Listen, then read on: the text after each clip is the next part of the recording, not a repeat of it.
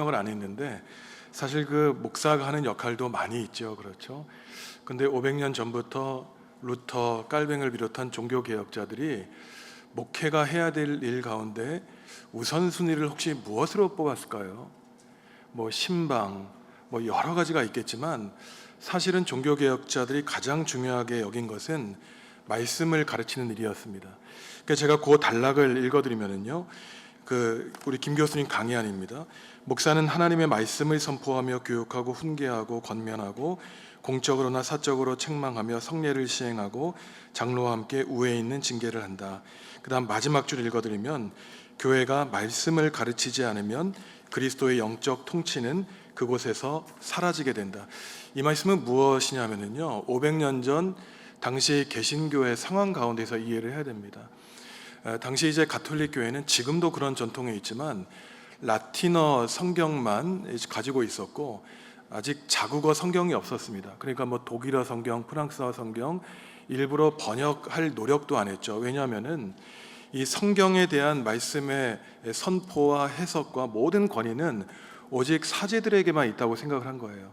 그래서 오히려 평신도들이 성경을 읽지 못하게 했습니다. 왜냐하면 성경을 읽고 뭐 이게 아니냐 저게 아니냐 따져 물으면은 사제들의 권위가 무너진다고 생각했기 때문이에요. 그러니까 아주 우민 정책을 사용했습니다.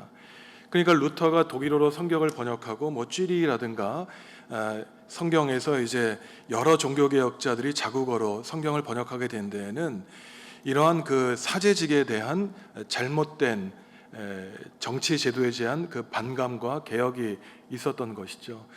그래서 오늘날 이 개신교의 가장 큰 특징은 무엇이냐면은 가톨릭 교회가 마리아를 강조해서 모성애를 강조한다면 개신교회는 굉장히 말씀을 열심히 공부하는 교회예요.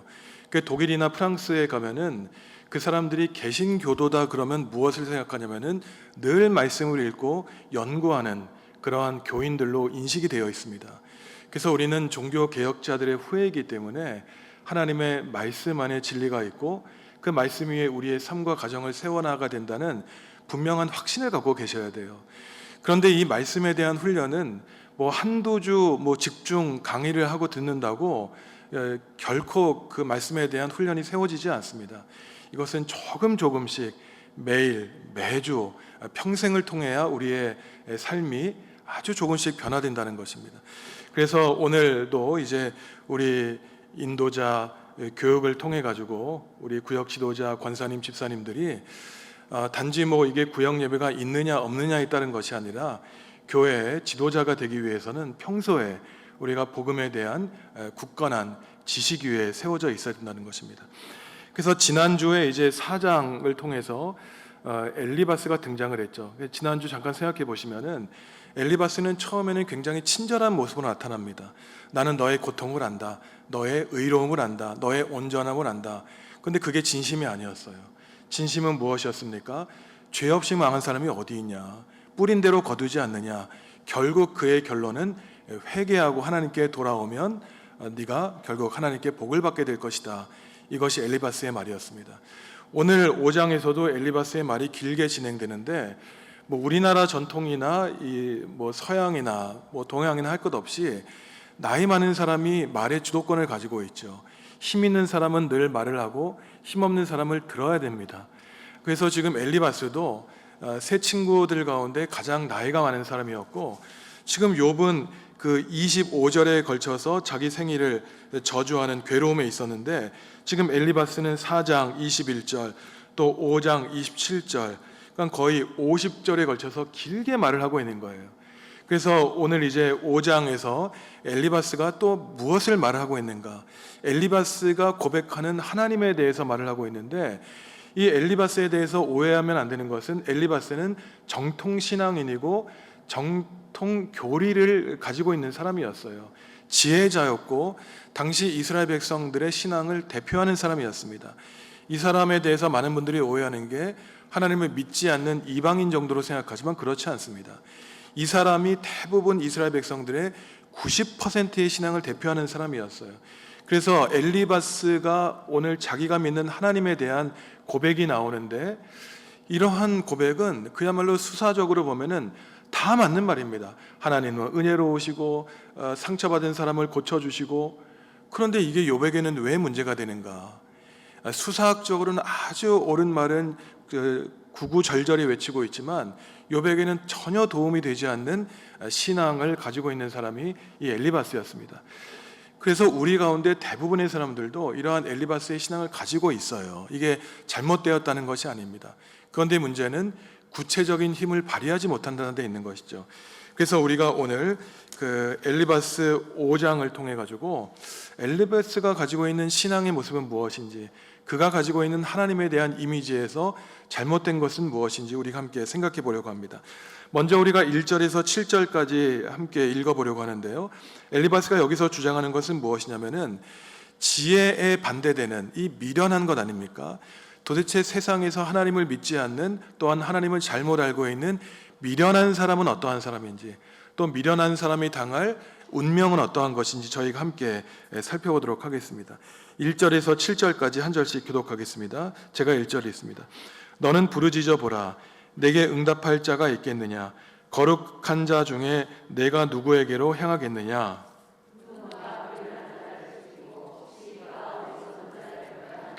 내가 미련한 자가 뿌리 내리는 것을 보고 그의 집을 당장에 저주하였노라.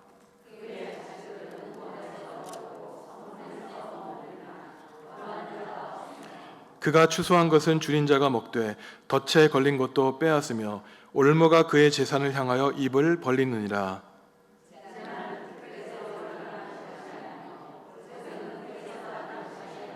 같이 읽습니다. 사람은 고생을 위하여 났으니 불꽃이 위로 날아가는 것 같으니라. 아멘. 지금 엘리바스의 말입니다. 예를 들어서 그 강의안 보시면 2절에서 엘리바스가 말하는 게 무엇이냐면은 사람들이 망하는 이유는 분노하기 때문에, 그리고 질투하는 사람들은 하나님께 징벌을 받는다는 것이에요. 이 말은 아주 일반적으로는 틀린 말 같지 않지만 지금 누구를 공격하고 있는 거냐면은 욥을 공격하고 있는 것입니다. 지금 엘리바스가 지켜보니까 욥이 자기 생일을 저주했지 않습니까? 그런데 말로는 자기 생일을 저주했지만 내용상으로는 자기를 만드신 하나님을 저주했고 자기를 이 세상에 보내신 부모님을 저주한 것이라 그랬어요. 그러니까 엘리바스가 봤을 때 욥은 굉장한 분노로 가득 차 있는 사람입니다.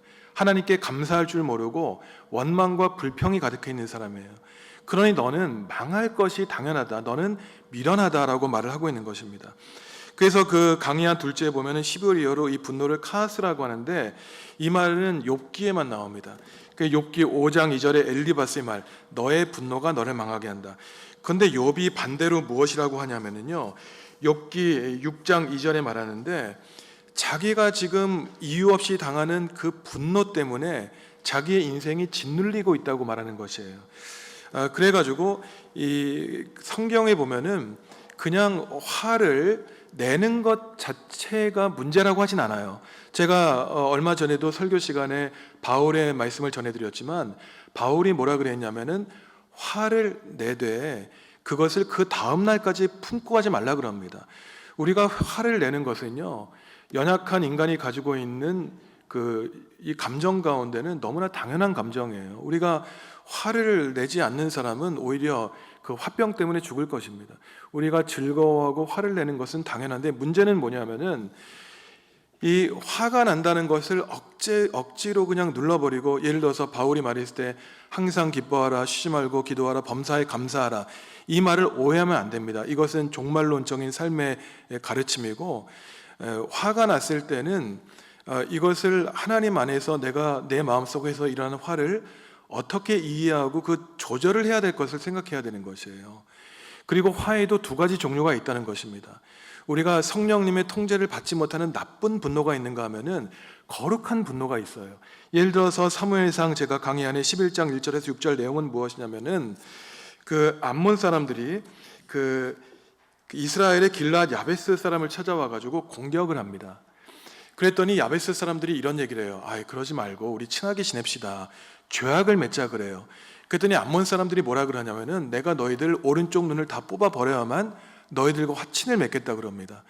그거 얼마나 기분 나쁜 말이에요. 지금 힘센 사람이 나를 찾아와 가지고 힘없는 사람이 야 우리 그러지 말고 친하게 지내자 그랬더니 오늘날 학폭보다 더 잔인한 거죠. 그래? 내가 너랑 친하기 전에 의향이 있는데 내가 네 오른쪽 눈을 빼갈게 이러는 거예요. 이 말을 들은 그 사울이 밭에서 소를 가고 밭을 가고 그 거룩한 분노를 냅니다. 그래가지고 하나님의 영을 받아 이 암몬 사람을 쳐부수는 이러한 일이 있어요. 그래서 우리는 부정의 앞에서는, 불의 앞에서는 거룩한 분노를 내야 되죠. 이것을 참고 넘어가면 안 됩니다. 하지만 내가 인간적인 미움 때문에 그 분노를 내는 것은 좋은 일은 아니죠. 그래가지고 이제 좋은 영성책 가운데 아래로부터의 영성이라고 하는 책이 있어요. 거기서 말하는 것은 무엇이냐면은 우리가 흔히 기독교인들이 가면 우울증에 걸립니다. 이것이 무엇이냐면은 내가 막 화가 나는데 이 화를 그냥 참고 숨기는 거예요. 왜냐하면 기독교인들은 늘 웃어야 되고 미소를 띄어야 되고 행복해 보여야 되고 마치 기독교인들은 화를 내면 잘못된 것처럼. 그런데 그렇지 않습니다. 우리는 때로는 거룩한 분노도 내야 되고 때로는 또한 인간적인 서운함 때문에 화가 날 수도 있어요. 그렇지만 바울이 얘기했던 것처럼 문제는 그 화를 내가 1시간, 2시간 품고 있는 것은 어쩔 수 없지만 기도하고 풀라고 바울이 가르치지, 우리가 완벽한 인간이 아니기 때문에 우리가 뭐 길 가다가 따귀를 맞는데 아유 참 감사합니다, 이거 어리석은 거잖아요. 그 화를 내야 되는 거예요. 그렇기 때문에 이 분노에 대해서는 바른 이해를 가져야 되고, 그래서 그 아래로부터의 영성이라고 하는 그 얇은 책에서는 뭐라 그러냐면은 우리가 기쁘고 즐거운 우리의 있는 그대로의 감정을 하나님께 아뢰라는 거예요. 우리가 가지고 있는 모든 모습이라는 것입니다. 그래서 좋은 신앙인은 기쁠 때는 기쁘다고 하나님께 말씀드리고 슬플 때는 슬프다고 하나님께 말씀드리는 거예요. 어린아이처럼. 그런데 동양에서처럼 마치 스토아 철학자들처럼, 스토아 철학자들은 뭐라 그랬냐면은 감정을 숨기는 것이 아주 훌륭한 인격자라고 가르쳤어요. 기쁜 것도 숨기고 그 다음에 슬픈 것도 좀 절제할 수 있고. 그런데 기독교 영성은 그렇지 않습니다. 어린아이처럼 우리의 있는 모든 감정을 하나님께 아뢰을 때 그것이 바로 그 하나님께 우리의 모든 감정이 해소되는 부분이에요. 제가 오늘 아침에도 기도를 드린 다음에 다 아시잖아요. 우리 여기 지금 예배당 꼭대기까지 올라가시면 밖에 야외 그 옥상이 있고 또 그 위에 옥탑에 기도방 있는 거 다 아시잖아요. 제가 아침에 올라가서 그 기도문을 열어봤어요. 그랬더니 성경책도 있고 옛날 주보도 있고. 거기 가서 뭐 하셨겠습니까? 우리 성도님들이 다 눈물 흘리고 기도하고 자기에 있는 그 모든 감정을 하나님께 아뢰는 거예요. 그러면서 구원이라고 하는 것은 단지 우리가 죄와 고난에서만 구원되는 것이 아니라 우리의 감정도 구원을 받는 겁니다. 우리의 상한 감정이 구원을 받는 거예요. 그래서 많은 그리스도인들이 뭐 목사뿐만 아니라 사모뿐만 아니라 모든 교인들이, 많은 분들이 이 우울한 감정을 이겨내지 못하고 우울증에 시달립니다. 그 이유가 무엇이냐면은 그 슬픈 감정을 해소하지 못한 거예요. 어떠한 방식으로든. 근데 가장 신앙인들이 건전한 방법은 기도하는 겁니다. 기도할 때 눈물 흘리고 억울한 마음 하나님께 아뢰보세요. 그럼 하나님의 음성은 그런데 간단히 들리지 않습니다. 간단히 들리지 않아요. 그래서 제가 우리 성도님들께 부탁드리고 싶은 것은요, 그 기도하는 방법이 최소한 한 자리에 앉으셔서 최소한 1시간은 좀 앉아 계셔야 돼요. 사실은 그럴 때 여러 잡념이 듭니다. 우리 마음 가운데. 사실 1시간, 1시간 반 앉아서 기도하기가 쉽진 않아요. 온갖 잡념이 다 들어요. 그리고 이거 내가 이렇게 앉아 있을 필요가 있는가? 뭐 오늘 친구 만날 계획도 들고 엊그저께 화났던 일도 생각나고. 근데 그게 중요합니다. 영성가들이 말하는 그 기도의 중요한 것은 막 소리쳐 기도해서 나의 생각이 사라지는 것이 아니라 내 내면에서 일어나는 감정들이 드러나요. 그 침묵 가운데 1시간, 2시간 있으면 그 잡념이 들게 됩니다. 그런데 그 잡생각들이 진짜로 나의 무의식을 좌우하는 거예요. 그렇기 때문에 기도한다는 것은 다른 것이 아니라 듣는다고 할 때 하나님의 음성을 듣고 내 자신의 모습을 객관하게 되는데, 바로 나의 잡념, 나의 이 집중을 흐리게 하는 그 생각들이 다 나의 욕정과 탐욕입니다. 저도 그래요. 저도 이게 뭐 1시간, 2시간 앉아 있으면은 너무너무 그 시간이 지루하고 잡념이 생기지만 바로 그러한 감정들이 나를 지배하는 것이기 때문에 그런 것들을 하나님께 있는 그대로 아뢰고, 그럼으로써 나의 분노와 화가 조절되는 것입니다. 그 다음 셋째 줄 보시면은 이게 엘리바스가 말하는 어리석은 사람의 특징은 무엇이냐면은 어리석은 사람은 또 뿌리를 내린다는 거예요. 그 인생의 나무가. 그런데 뿌리가 뽑히고 집이 순식간에 망하게 된다고 말합니다. 3절에 내가 보니, 지난주에 엘리바스가 말했다는 것이죠. 이 경문론조였어요. 다 맞는 말이에요. 어리석은 사람은 뿌리가 내리더라도 결국은 망하게 된다. 이건 너무나 당연한 말입니다. 그런데 어떻습니까? 이것을 지금 누가 듣고 있나요? 욥이 듣고 있어요. 그러면은 욥이 들을 때는 어이가 없는 거예요. 지금 내 친구라고 한 놈이 찾아와가지고 너 어리석어. 네가 그동안 깊이 뿌리를 내렸지만 한순간에 망했지 않아. 망한 것도 괴로운데 친구가 와서 그것을 확인 사살하고 있는 거예요. 누가 모릅니까? 지금 내가 망한 거를. 굳이 얘기 안 해줘도 내가 본능적으로 알고 있어요. 자식 다 죽었습니다. 모든 재산 다 날렸어요. 지금 아내와도 헤어져서 격리돼 있어요. 욥은 병에 걸렸기 때문에. 그런데 지금 와서 너는 어리석고 그러니 회개해라 이 말을 하고 있으니 전혀 도움이 되지 않는 신앙인의 모습을 가지고 있는 것이죠. 그 다음에는 더 가관입니다. 4절과 5절을 보시면 미련한 사람의 자녀의 운명에도 말을 하고 있어요. 그들은 불행한 삶을 살게 되고 너의 자녀들이 노력해서 얻는 것도 다른 사람들이 다 거두어 갈 것이다. 욥의 자식들이 다 죽었는데 어리석은 사람들의 자녀들은 망하게 될 것이고 아무리 새벽부터 밤까지 일해도 그의 소산물을 다른 사람들이 뺏어갈 것이다. 그런데 이론적으로는 너무 맞는 말이에요. 생각해 보세요. 죄인은 그 자식들이 그 죄 때문에 벌을 받게 되고 열심히 노력해봤자 소용없다. 이 말은 교리적으로 너무 맞는 말입니다. 하지만 엘리바스의 문제는 무엇이냐면은 정작 그 고통을 당하고 있는 욥의 자식들이 다 죽어 있는데 너의 자식들이 살아 있어도 어차피 망하거나 죽거나 똑같다고 하는 말을 하고 있는 거예요. 그래서 6절과 7절 보시면은 이 고난의 원인에 대해서 그 엘리바스가 말하고 있는데 뭐라 그럽니까? 7절 보시면은 불꽃이 위로 나가는 것과 같다. 우리가 어떠한 물건을 태우면은 그 불꽃이 하늘로 날아가듯이 네가 지금 재산을 다 잃고 자식을 다 잃고 병에 걸린 것은 이유 없는 그러한 결과는 없다. 결론을 내리고 있는 것이죠. 굉장히 엘리바스는 정통 교리 신앙에 바탕하고 있지만 그의 말은 아주 사람의 심장을 찔러대는 그러한 괴로운 말인 것이죠. 그렇다면은 엘리바스가 믿는 이 정통 신앙인이 가지고 있는 하나님에 대한 믿음은 무엇인가? 우리가 8절에서 16절까지 한 절씩 읽겠습니다. 제가 8절 있습니다. 나라면 하나님을 찾겠고 내 일을 하나님께 의탁하리라.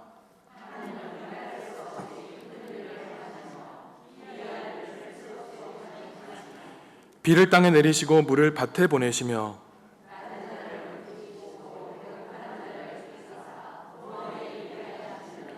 하나님은 교활한 자의 계교를 꺾으사 그들의 손이 성공하지 못하게 하시며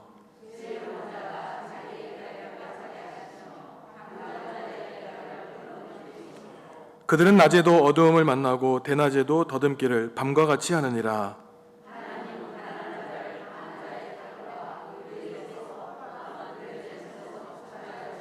같이 읽습니다.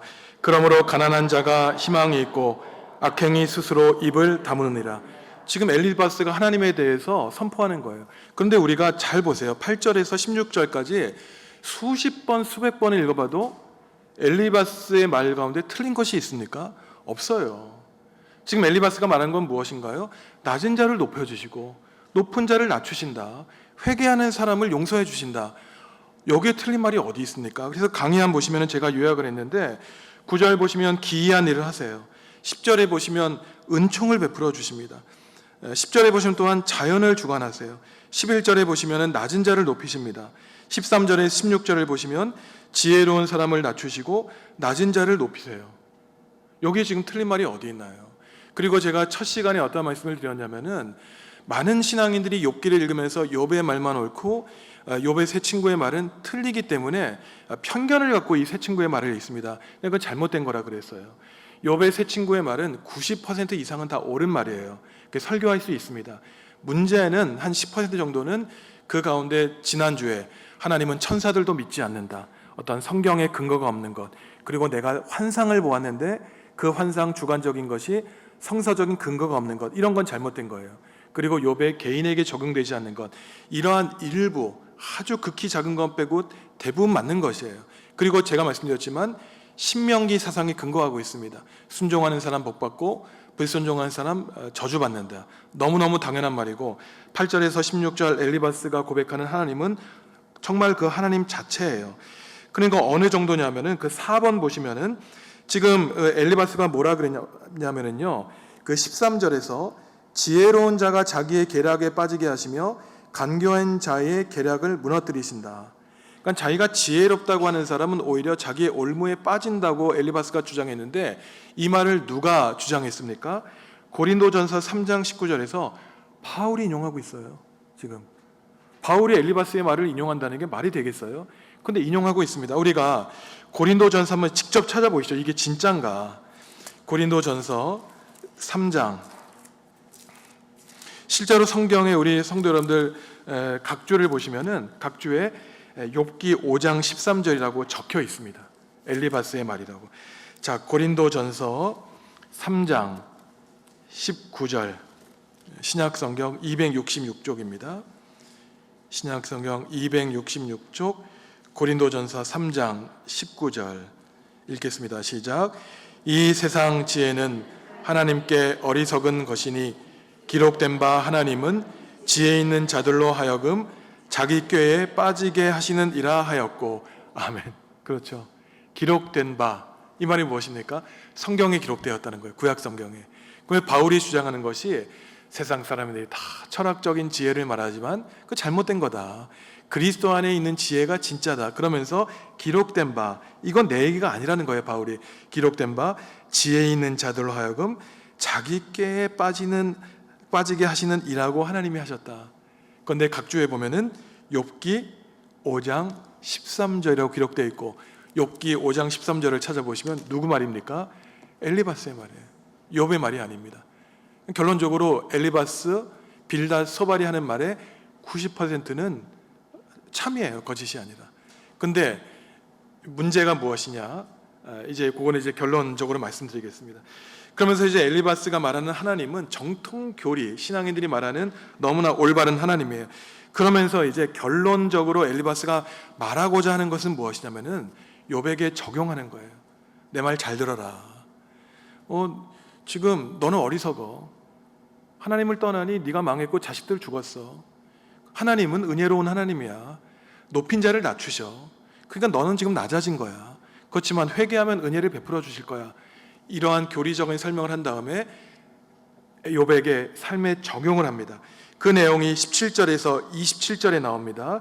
자, 17절부터 27절 한 절씩 읽겠습니다. 볼지어다 하나님께 징계받는 자에게는 복이 있나니 그런즉 너는 전능자의 징계를 업신여기지 말지니라.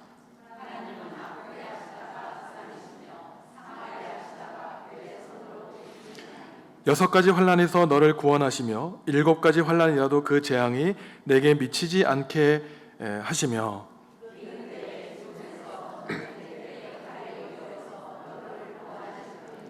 내가 혀의 채찍을 피하여 숨을 수가 있고 멸망이 올 때에도 두려워하지 아니할 것이라.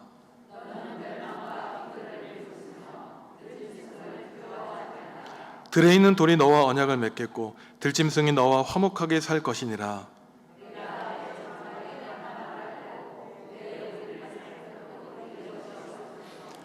내 자손이 많아지며 내 후손이 땅의 풀과 같이 될 줄을 내가 알 것이라.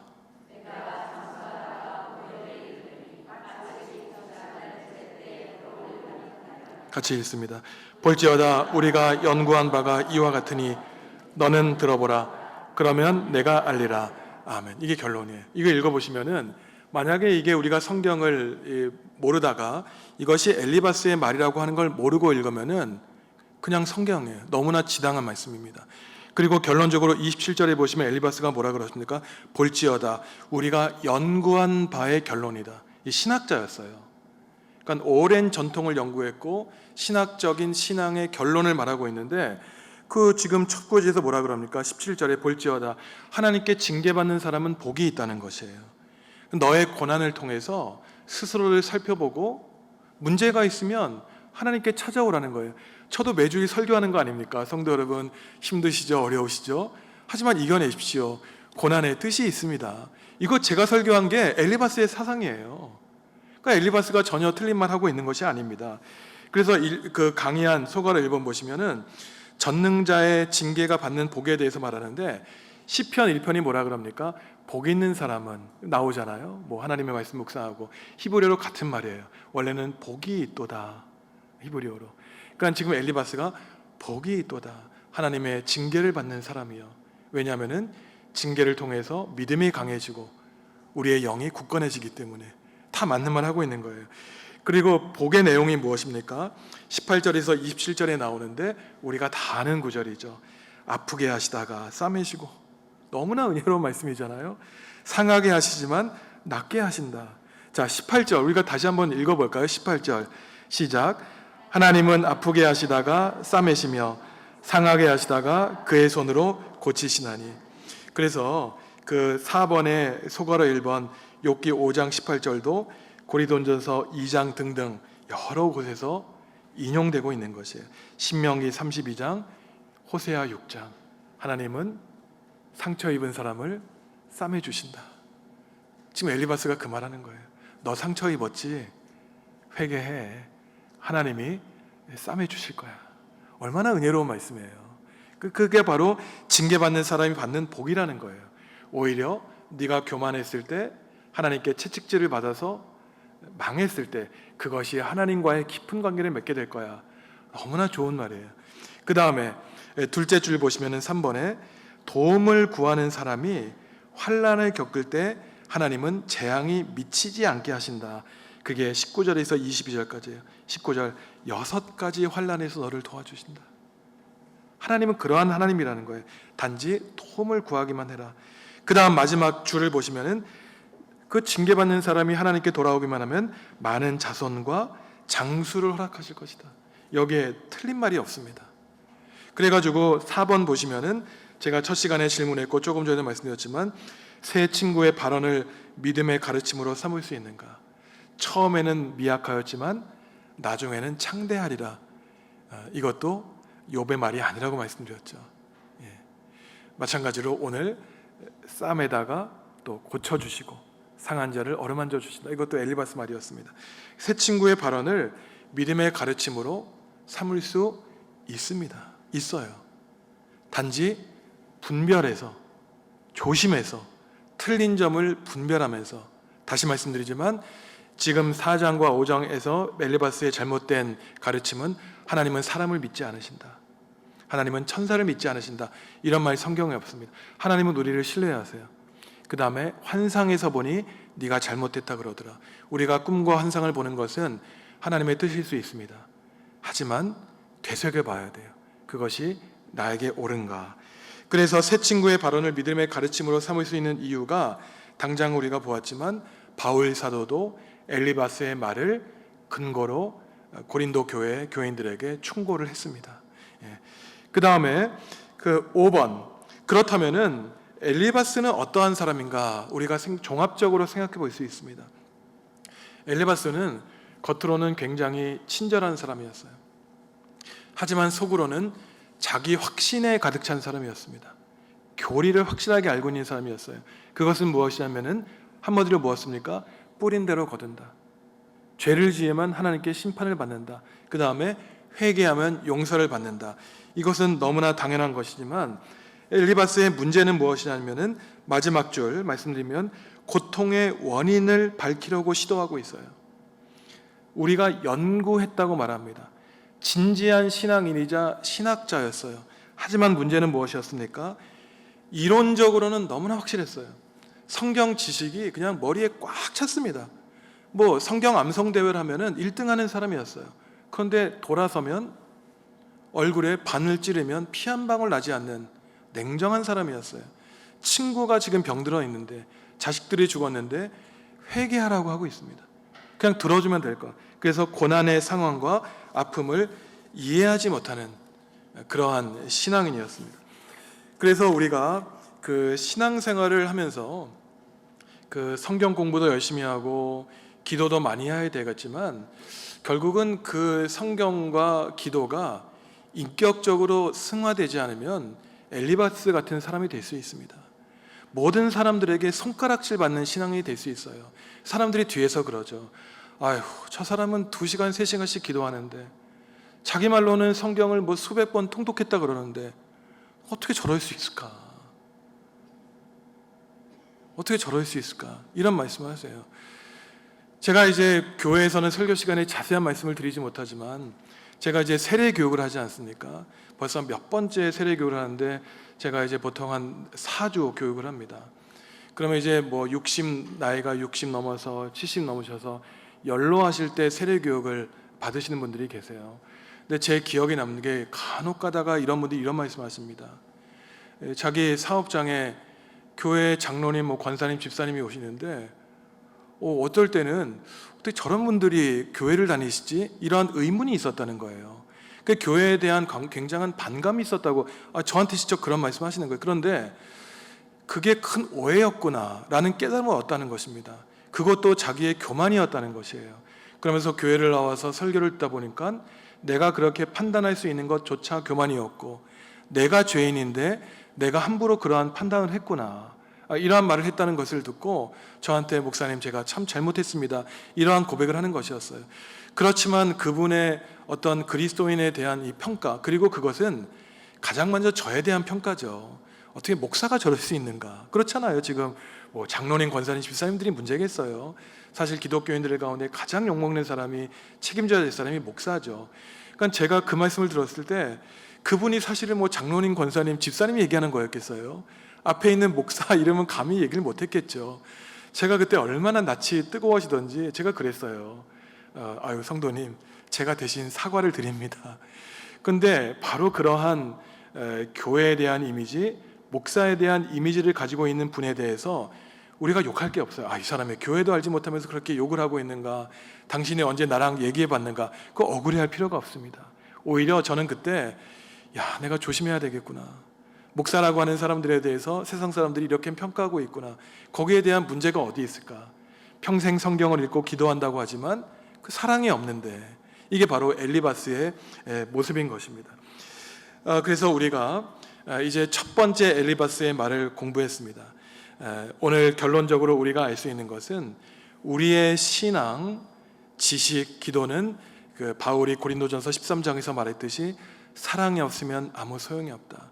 그래서 우리 구역 인도자 되신 우리 권사님들, 집사님들은 이 뜨거운 열정과 이 냉정한 이 성경 공부를 통해서 우리가 해야 될 것은 결국 하나님을 깊이 알아가되, 결론은 그것을 누구에게 훈계하고 가르치고 조언하는 것이 아니라 그것을 알지 못하는 분들에게 찾아가서 그냥 입을 다물고 그분들의 말을 들어주시는 거예요. 그러면 그 들어주는데, 그럼 우리가 공부한 건 무슨 소용이 있겠는가?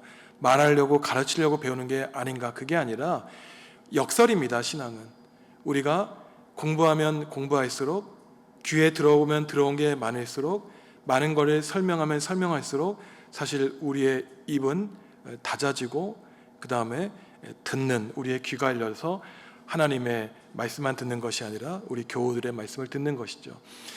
그 솔로몬이 이제 기브온 산당에서 하나님께 일천번제는 이제 여러 가지 종류의 번제물이라는 것이죠. 그때 하나님이 말씀하시죠. 네가 나에게 무엇을 구했느냐? 우리는 지혜를 구했다 그러지만 듣는 마음을 달라 그랬어요. 레브 쇼메야. 근데 이제 듣는 마음이 누구의 말을 듣는 겁니까? 하나님의 말씀을 들을 뿐만 아니라 백성의 말을 듣는 거예요. 그래서 솔로몬이 위대한 통치자가 되기 위해서는, 우리나라 대통령도 그렇지 않습니까? 좋은 대통령이 되기 위해서는, 우리 기독교인이 바라는 대통령은 하나님의 말씀을 듣고 백성의 말을 듣는 거예요. 민의를 겸손하게 듣는 것입니다. 그래서 우리 구역 지도자, 우리 권사님, 집사님들은 지식으로 무장되어서 하나님의 말씀을 듣고 우리 구역원들의 아픈 상황을 드셔야 되겠죠. 그런데 죄송하지만 이게 저의 문제예요. 제가 언젠가도 설교 시간에 말씀드렸지 모르겠는데, 제가 교수 생활 한 10년 정도 생활하면서 너무너무 힘들었습니다. 제가 이제 3시간 강의하고 연구실에 들어오면은 너무 공허한 거예요. 3시간 동안 혼자 떠들고 연구실에 들어오면 너무 정말 마음이 허하고, 내가 이거 뭐 학원 강사도 아니고, 그래서 제가 좀 이거 내가 교수직을 잘하고 있는가, 사실 그러니까 이제 학교를 떠날 수도 있었겠죠. 그래서 근데 지금 목회를 제가 하지 않습니까? 목회를 하니까 그건 똑같은 문제더라고요. 제가 어떠한 문제가 있냐면은, 제가 설교를 하잖아요. 이렇게 강의하지 않습니까? 혼자 있으면은 굉장히 마음이 허해요. 하나님께 기도합니다. 하나님, 저의 이 설교와 가르침이 그냥 하늘로 날아가는 헛된 말이 되지 않고 정말 작은 씨앗이 될지라도 하나님의 진리가 나눠지게 해주십시오. 제가 유학생활 마치고 그렇게 기도했거든요. 제 아내하고 어떻게 기도했냐면은 제가 교수 되게 해달라고 단 한 번도 기도한 적이 없어요. 단 한 번도. 뭐라고 기도했냐면 하나님 그냥 저에게 주신 그 가르침을 많은 사람들과 나누게 해주십시오. 이렇게 기도했지 제가 어디 보내달라고. 그래서 제 영혼은 굉장히 자유롭습니다. 하나님이 그냥 어디로 가라 하면은 그게 하나님의 뜻이지. 그래서 우리가 너무 내 뜻과 고집을 강요하기 때문에 마음에 갈등이 있는 것이지, 잘못된 기도를 하기 때문에 집착하는 것이지, 하나님께 우리의 삶을 온전히 맡기면 정말 우리는 굉장히 자유로울 수 있어요. 이게 바로 복음의 능력입니다. 제가 우리 구역 지도자, 권사님, 집사님들께 정말 감사를 드리죠. 이 귀한 시간 중간에 오전 시간 딱 띄어가지고 오셨는데, 제가 늘 말씀을 드리지 않습니까? 참된 신앙은 욥이 말했듯이 대가와 보상 없는 신앙이다. 그래도 저는 기도하죠. 제가 아까 잠깐 앉았잖아요. 뭐라고 기도하냐면 참 귀한 분들인데 하나님 가정에 복 내려 주십시오. 그러니까 저도 이중적이에요. 우리가 대가 없이 신앙생활을 해야 된다 그러지만 우리가 하나님께 참된 복과 은혜를 바라야 되겠죠. 다른 말씀 드리는 것이 아니라 우리 권사님들, 집사님들 노고와 희생과 헌신에 참 감사드리고 하나님이 다 알아주실 것입니다.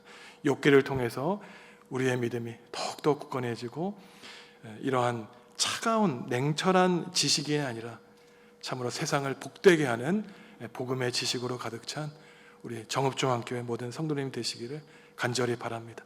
제가 기도하고 마치겠습니다.